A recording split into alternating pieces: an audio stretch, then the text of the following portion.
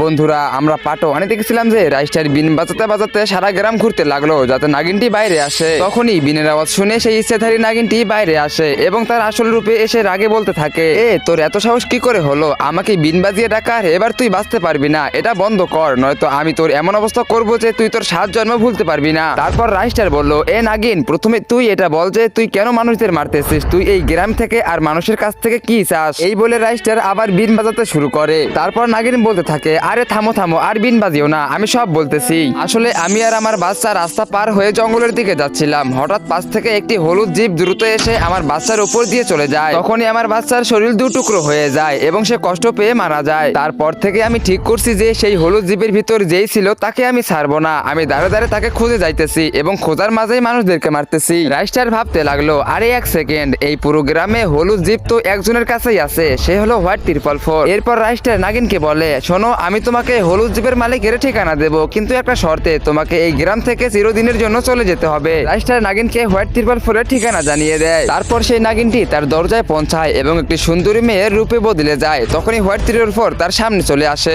নাগিনটি বলতে থাকে, আমি তোমাকে খুব ভালোবাসি, আই লাভ ইউ। হোয়াইট 444 আনন্দে বলে, আই লাভ ইউ টু।